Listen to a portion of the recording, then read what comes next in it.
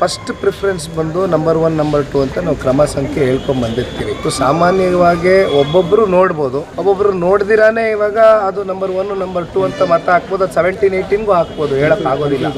So this is a very very basic ಒಂದು step.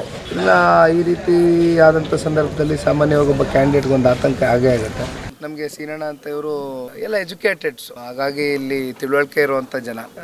ಜೊತೆಲಿ ಅವರ ಬಹುಶಃ ಅವರು ಒತ್ತಿದಾಗ 1ಗೆ ಬಿತ್ತು, ಅವರ ಮನೆಯವರು ಒತ್ತಿದಾಗ ಅದು ಬೇರೆ ಕಡೆ ಎಲ್ಲ ಶಿಫ್ಟ್ ಆಯಿತು ಅಂದ್ರೆ ಅಂತ ಹೇಳ್ತಾ ಇದ್ದಾರೆ. ಅದಕ್ಕೆ ಆ ರೀತಿ ಆಗಲಾರ್ದು ಅಂತ ಅವರು ಕೂಡ ಕ್ಲಾರಿಫಿಕೇಶನ್ ಕೊಡ್ಲಿಕ್ಕೆ ಟ್ರೈ ಮಾಡಿದರು. ಬಟ್ ಅಫ್ಕೋರ್ಸ್ ಈಗ ಎಲೆಕ್ಷನ್ ಕಮಿಷನ್ಗೆ ಕೂತು ಇದನ್ನು ಯಾವ ರೀತಿ ನೋಟಿಸಿಗೆ ತೊಗೊಬೋದು ಏನಾದ್ರು, ಯಾಕಂದರೆ ನಮ್ಮಲ್ಲಿ ಒಂದು ಆತಂಕ ಇರುತ್ತೆ ಸಾಮಾನ್ಯವಾಗಿ ಕ್ಯಾಂಡಿಡೇಟ್. ಇಲ್ಲಿ ಚಾಲೆಂಜ್ ವೋಟ್ ಅಂತ ಇರುತ್ತೆ, ಅದಕ್ಕೆ ಆಪ್ಷನ್ ಇದೆ. ಬಿಕಾಸ್ ನಾನು ಮಾತಾಡಿದೆ ಆಫೀಸರ್ ಹತ್ರ ಈಗ. ಸೊ ಆಪ್ಷನ್ ಹೇಳಿದ್ರು, ಅದು ಏನು ಅಂತ ಕೂತ್ಕೊಂಡು ಚರ್ಚೆ ಮಾಡ್ಕೊಂಡು ಈ ಕೂಡಲೇ ಯಾವ್ದಾದ್ರು ಒಂದು ತೀರ್ಮಾನಕ್ಕೆ ಬರ್ತೀವಿ.